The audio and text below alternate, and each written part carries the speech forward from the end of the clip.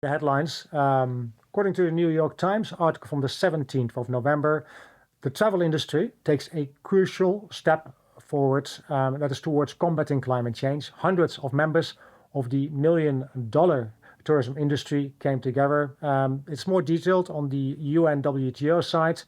It's called the Glasgow Declaration on Climate Action in Tourism, and the objective is to raise the climate ambition of tourism stakeholders and to secure strong actions to support the global commitment to halve emissions by 2030 and to reach net zero ASAP, but well before 2050. So this declaration entails measure, decarbonize, regenerate, collaborate, and finance. Yeah. Back to the New York Times, and I quote, "While the details have yet to be put forward, the companies and the countries that signed on, from the German railway company Deutsche Bahn AG to the country of Panama, will be expected to disclose their carbon emissions and to offer clear strategies for how to reduce them." Now you can find my interview with Panama's Minister of Tourism online, on YouTube, and on my website. Okay, article in the Scientific American, indigenous American communities fighting deforestation with a new early alert tool, cell phone technology.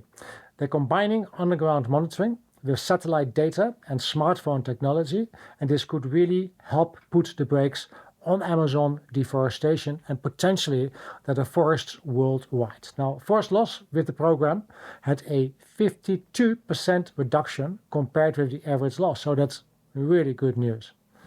BBC, they talked with scientists about the summit. I talked to protesters about the summit. Let's start with the BBC scientists and what they thought about it. Overall, they were quite positive, except for the fact that they do not trust politicians. And I quote, "Scientists fear that politicians won't deliver."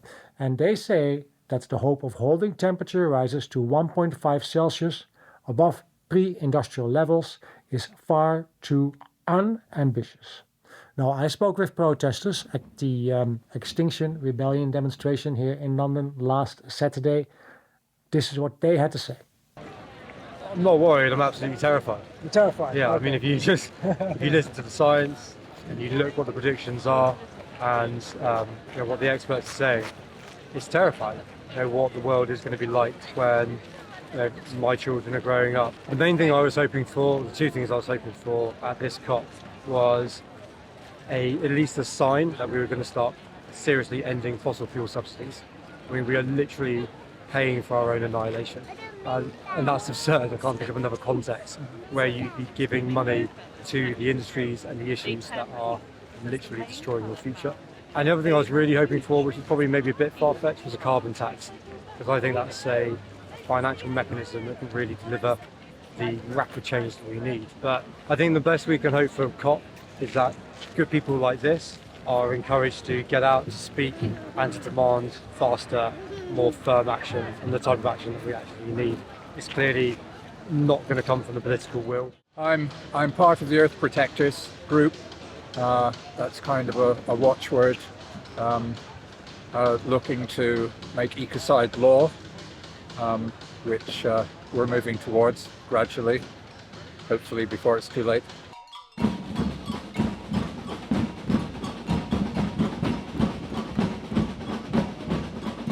I think that whatever the proclamations from our politicians, the fact that pretty much every cabinet office, every cabinet minister has within their advisory groups members of think tanks that deny science or want to delay action. Right. So if they've got those positions, I don't really see any hope for the truth of their claims.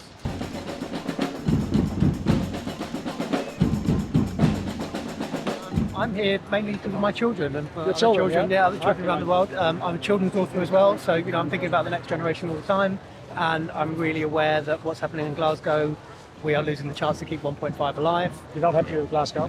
No, I think maybe even 1.5 could have been gone before Glasgow even started. So, I feel like we're on a really bad course. Yeah, this is what the UN IPCC and basically telling us, and so the Chatham House report that came out just a couple of months ago, basically we're on a really bad pathway, and if we don't act soon, and by soon I mean like yesterday, then things are going to get really bad. And there are people in the world, we're really lucky here, we're in the UK, but it's like there's people in the world who are already suffering now because of our historical emissions and because of what we're still doing today. So